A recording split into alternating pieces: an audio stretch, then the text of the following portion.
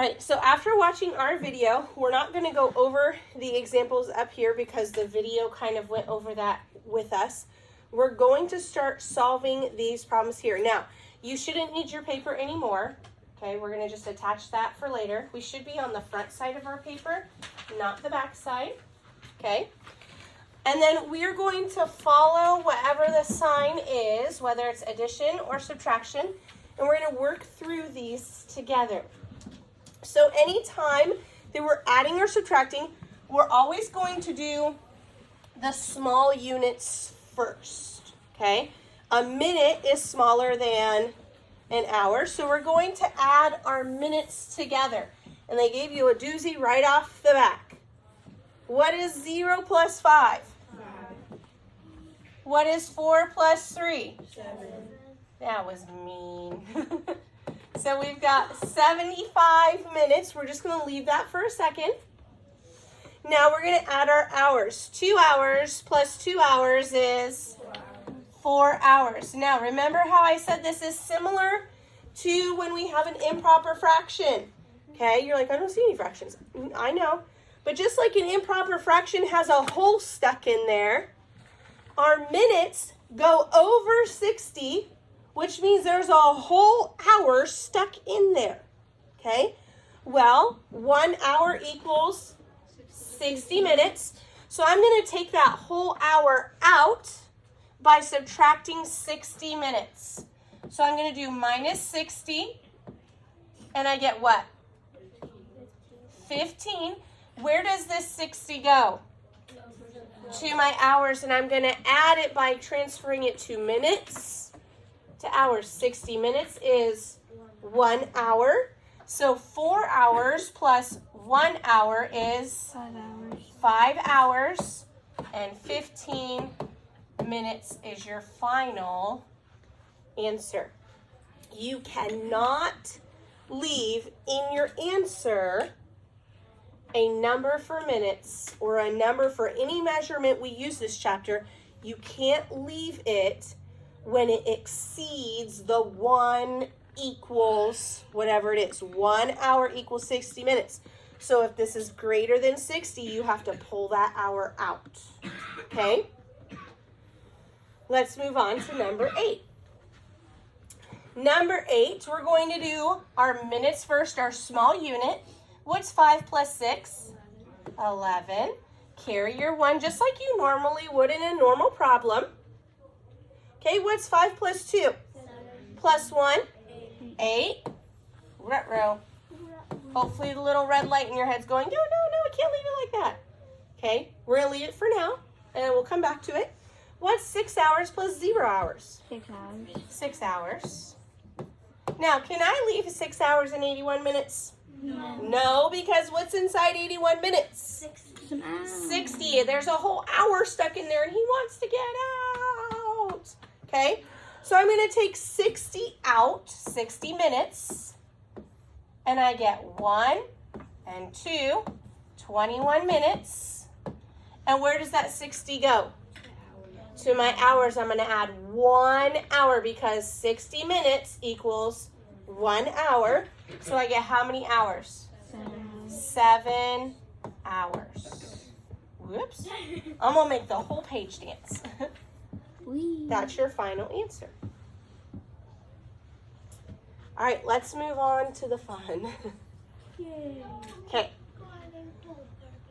Let's do 10 first, then we'll come back and do 9. Okay, 9's harder. Okay, we're going to do the easier one first.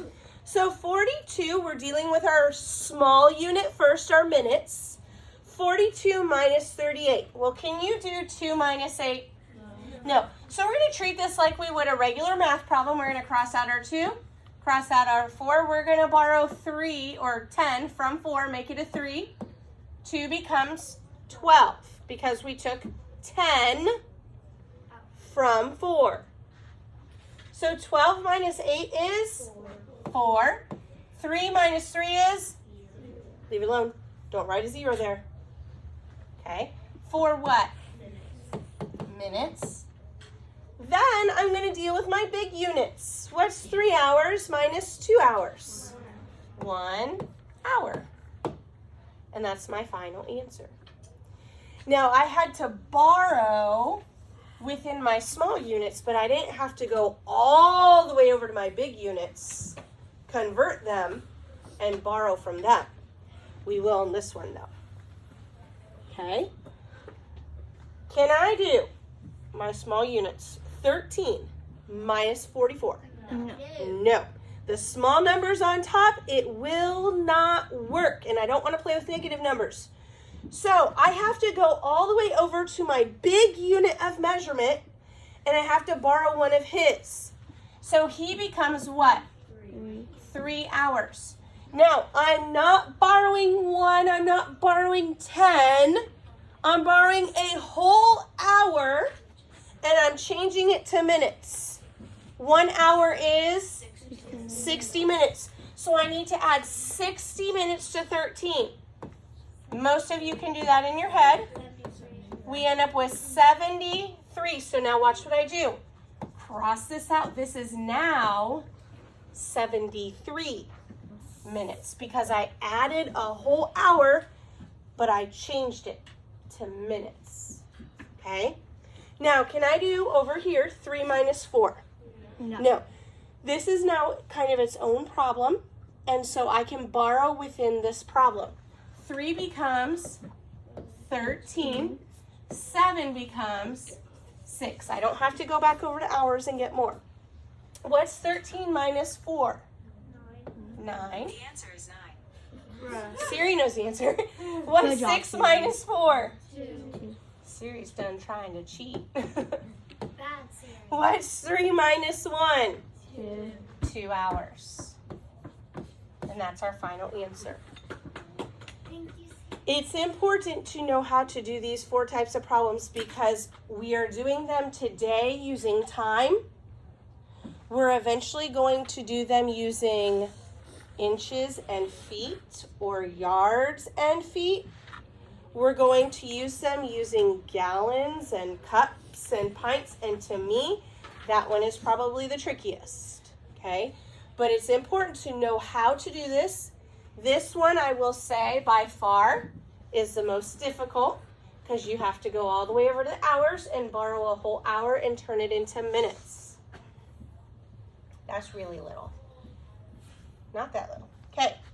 Chad, we're going to solve, spent 1 hour and 40 minutes at the zoo's reptile house. He spent 3 hours and 15 minutes visiting other parts of the zoo. How much longer did Chad spend visiting the other parts of the zoo than he did the reptile house? What am I going to have to do there? Leilani? You're gonna have to subtract 3 hours and 15 minutes by 1 hour and 40 minutes. Very good. You have a little bit of space here, or if you want, you can do it on your paper. Just make sure you write number 11. Okay, we're going to subtract 3 hours and 15 minutes minus 1 hour and 40 minutes. I'll pull this up just a little bit so everybody can see it. All right, now let's start with our small units of measurement first, our minutes. Can I do 15 minus 40? No. So I'm going to have to come over here and I need to borrow an hour. So 3 hours becomes 2 hours. What does 15 become? 75, because we're adding what? 60 minutes, because 60 is an hour. So cross out 15 and make it 75 minutes.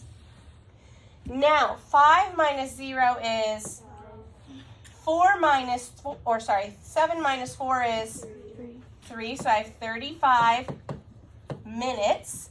2 minus 1 is 1. So our answer is 1 hour, 35 minutes.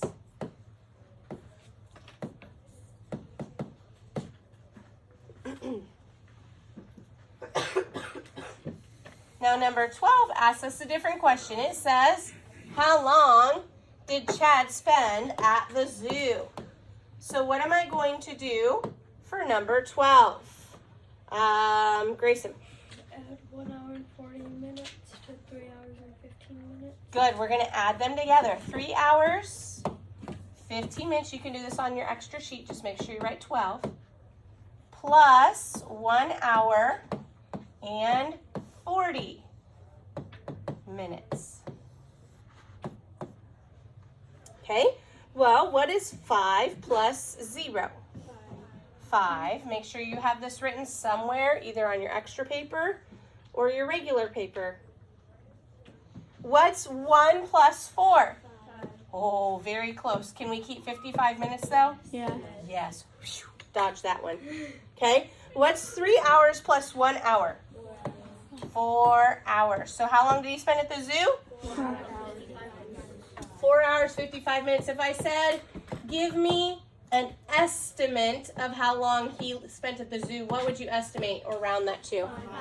5 hours. We would say he spent about 5 hours. Okay? So 4 hours and 55 minutes. Good. All right, we're going to flip it over. Yep. A timeline shows the chronological sequence of events. We know this because we see it in our history book all the time. Okay, it starts with the earliest event. It gives us all the events in between. And then the latest event is at the end of the timeline. Use the timeline to answer the question. So number 13 says, which event happened 32 years after the Wright brothers' first flight? Well, where's the Wright brothers' first flight? 1903. 1903. And they want to know which event happens 32 years later. So what are you going to do? Add 32. You can probably do this one in your head. What's 1903 plus 32? 1952. Wait, no. 1935. So find 1935. First DC. First DC-3 flight. That's what we're going to write. First DC-3 flight. Please make sure you are writing neatly on all pages. Number 14 says, in what year did the first jet combat flight take place? What do you think? 1944. First jet combat flight. Perfect. Good job. Number 15. How many years elapsed or went by between the first flight across the English Channel and the first transatlantic flight? That means they flew over the Atlantic Ocean. Okay? So the English Channel, let's find that one. First flight across the English Channel. First transatlantic flight. Well, this one was in 1909 and this one was in 1927. What are we going to do to figure out our answer? Subtract 1909 from 1927. Yep, 1927 minus 1909. You could also do this in your head by just counting up as well. We're going to make 7, 17, because we can't do 7 minus 9. 2 becomes 1. What's 17 minus 9? 8. 8. 1 minus 0? 1. And then 19 minus 19 is? 0.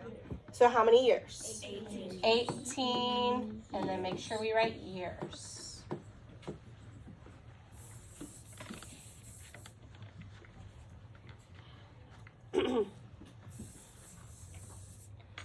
The first supersonic flight occurred how many years after the first flight around the world? Okay, well, the first supersonic flight is here in 1947. The first flight around the world is here in 1931. What am I going to do, Brayden? Okay. What am I going to subtract?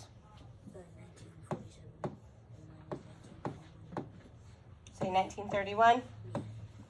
We're going to subtract those. When we get 7 minus 1 is? 6. 4 minus 3 is? 1. 9 minus 9, 0. 1 minus 1, 0. How many years? 16 years. 16 years.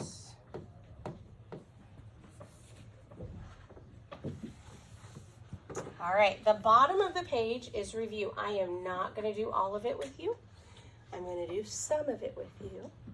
And then I'm going to have you work the rest on your own. And then I'll probably just have you bring it to my desk and check it to make sure you got the right answers. Okay? So let's remind ourselves. Let's stand real quick. We've been sitting for a while. When we are converting units of measurement, if we have a big unit going to a small unit, what do? Multiply. So big to small, multiply. What if we have a small unit going to a big unit? Divide. That's the first step in any problem. We have to find out, are we going big to small, multiply, small to big, divide? Let's say that together a few times. Big to small, multiply, small to big, divide. One more. Big to small, multiply, small to big, divide. This is going to help us all throughout the chapter, not just in time. Go ahead and have a seat. Let's look at our first one.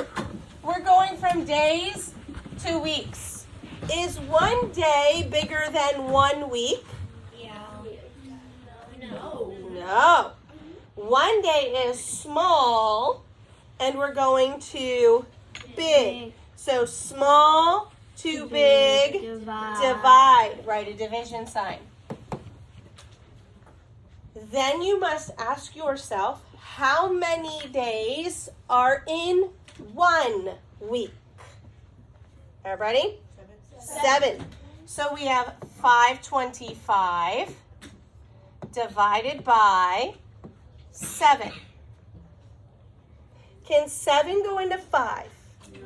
Can it go into 52? How many times? 7. 7 times 7 is? 49. Subtract. And I get what? 3. Bring down your 5 because 3 is okay. 7 into 35? 5. And it does go evenly. That would be 35. So 525 days is the same as 75 weeks. We're going to just go straight down. Is a month bigger than a year? 1 month versus 1 year? Year is bigger, so we're going small to big. Small to big. Divide. Okay, so we're going to divide. Then we have to think how many months are in 1 year. Everybody? 12. 12. So what are we dividing by? 12. And I really hope we could all do that in our head. It's 12. Because it's one of your facts. So it is 12 years. Some of you are almost 144 months old. What? Because you're almost 12 years old. It's pretty cool. All right, now we're going from years to decades. 1 year versus 1 decade. Big is over here, small. So we're going small to big, divide. How many years are in 1 decade? 10. So we're going to divide 90 by 10, and we get 9. Those zeros just cancel each other out. 1 leap year equals blank days.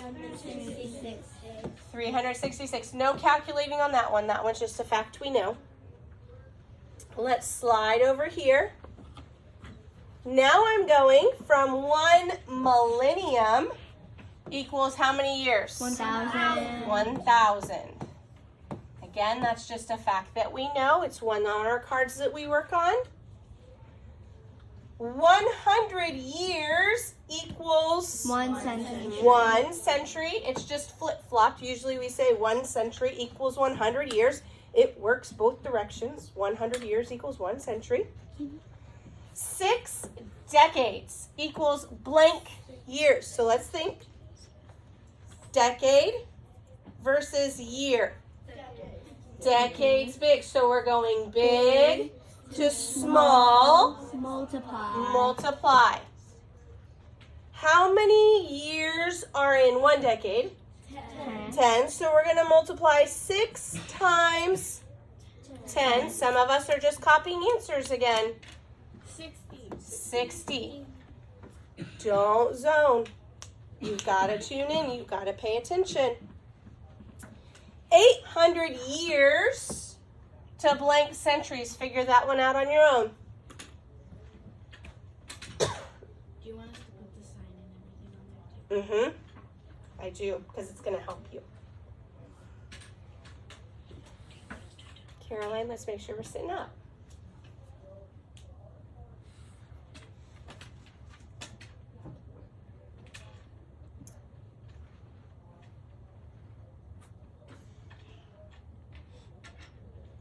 All right, ask yourself, 1 year versus 1 century. Century is bigger, so we're going small to big, divide. How many years are in 1 century? 100. What's 800 divided by 100? 8. Cancel your zeros out. 8 over 1 is 8. 8 centuries. How many of you have 8 centuries? Good. All right. The rest of this page, don't start just yet. I want you to do on your own. The bottom part with the boxes, remember what we did yesterday, where we drew the arrow going from this one to this one, and then from this one to this one, and we decided if we had to multiply or divide, and we made sure we knew what we were doing. Big to small. Multiply. Small to big. Divide. When you're done, I want to see it at my desk so I can check and make sure you got the right answers. If you need help, make sure that you come and ask for help. Okay? Okay. All right, go ahead and get started.